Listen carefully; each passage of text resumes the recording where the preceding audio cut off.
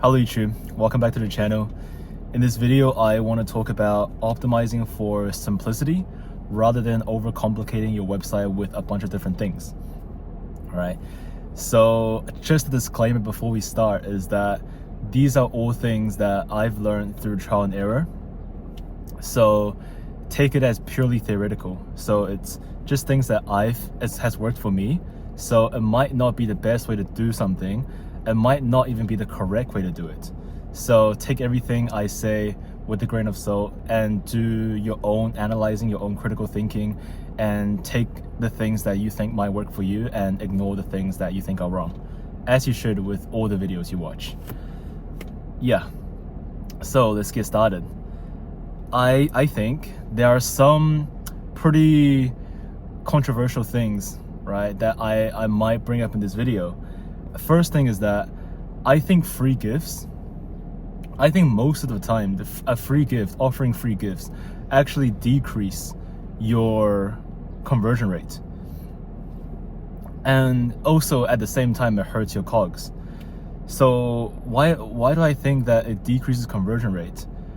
I think the main reason is that I think customers are intelligent. Then we like to say that, oh, customers are dumb, but most of them are not, right? We want to imagine them as intelligent customers buying our products. So as a smart customer, right, if you see a product that you want from like an ad you saw, you're going onto the landing page for that one product. You don't care about anything else.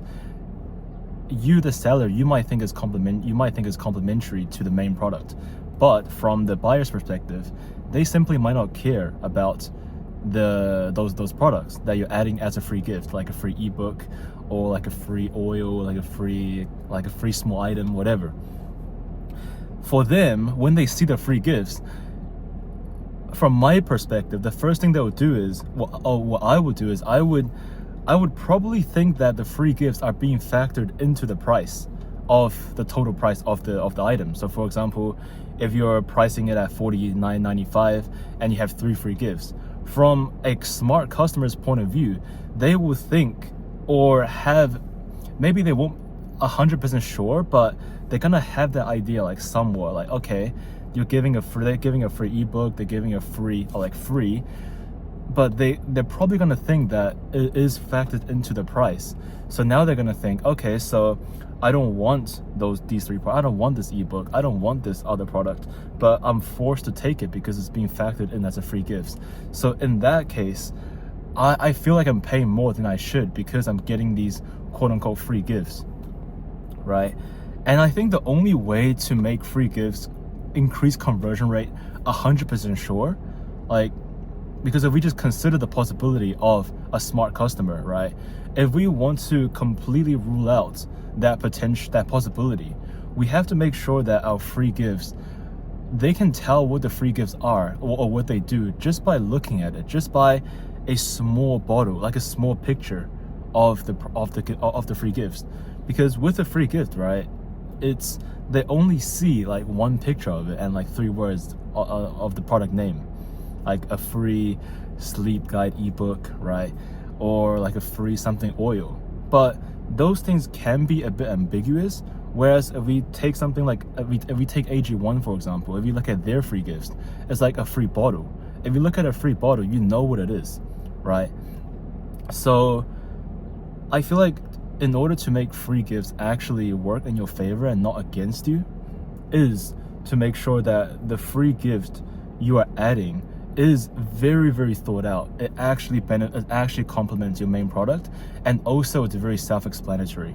You don't want them to have to go to the product page of the gift item, because now they're being swayed away. Maybe when they click onto that page, now they're thinking, okay, what if I just don't actually buy the product? So that leads back again to making the process as smooth as possible. So that's the first thing.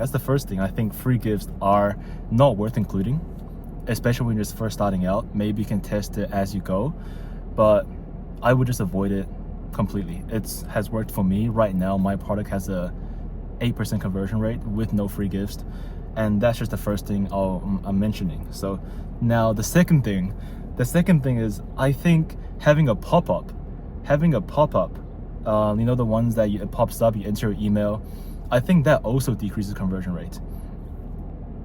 Okay, this is also a bit like, well, oh my god, my English brain, like a bit contradicting, is that you would think, okay, if I have a pop-up that incentivizes them to enter the email, and now they've, you know, spent more effort, and they also get a free code which incentivizes them to buy. But if you really think about it, okay, actually before that, I would like to just say that it probably, okay, it could increase conversion rate, but most of my points are providing a reason why it might not, and why it might actually decrease conversion rate. So it might not be correct, it's just like a theory that I think is true.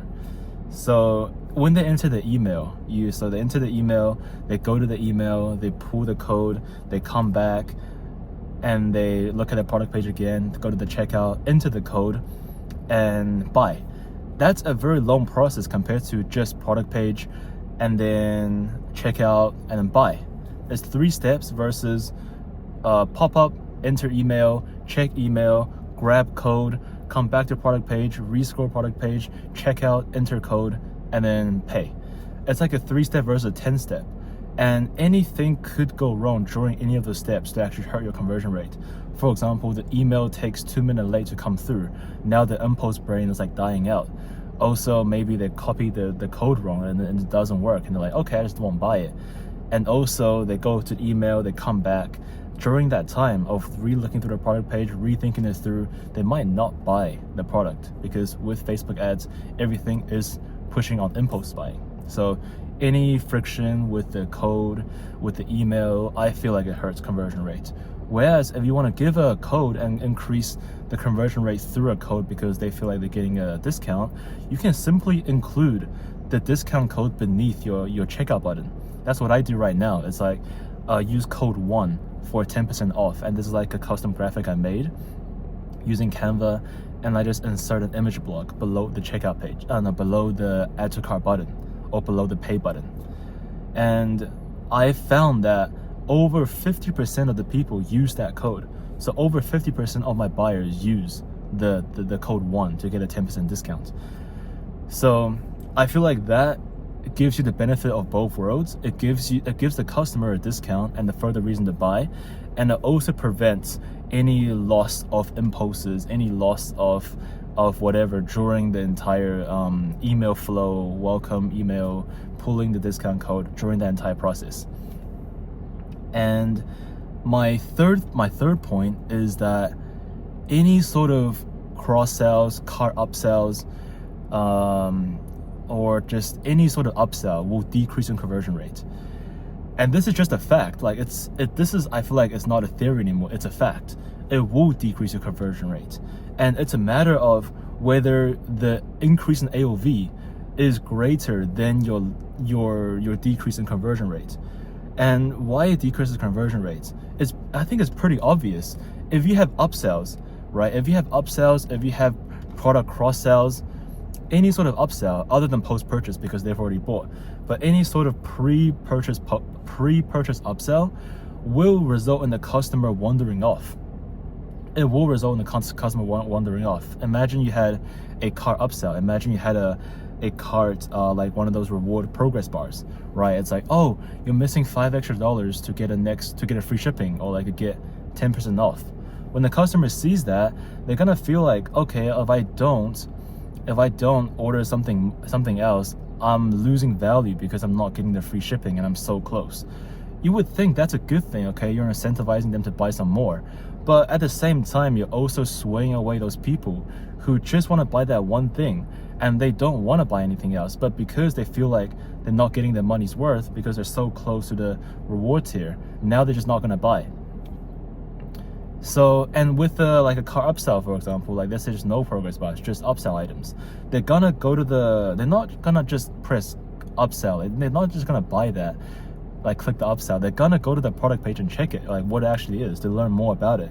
And during that entire process, you're gonna get people just go away because now they've lost their impulse once again, right? You're increasing the complexity, and at the same time, you're you're testing your customer's patience. You're testing like how strong the impulse actually is.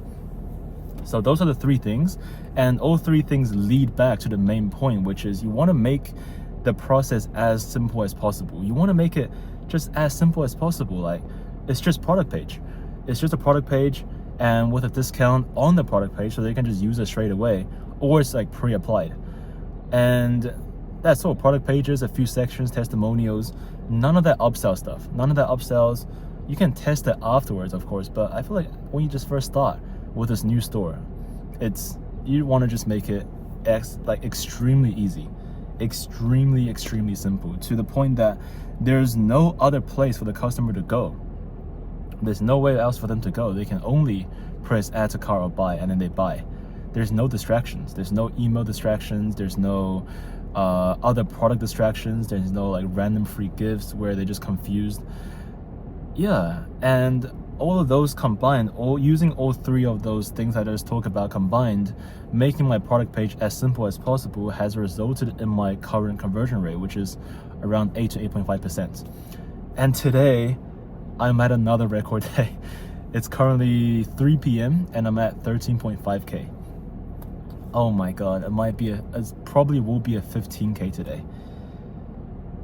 Yeah, so I just want to like share some of the things, right, that's made my store successful. And once again, like, these things, they might not be true, right? I might just be completely wrong with what I say with don't do email flows, don't do cross-sell upsells, don't do what is the other one I said, free gifts, right? These are just my theories and what I think is right.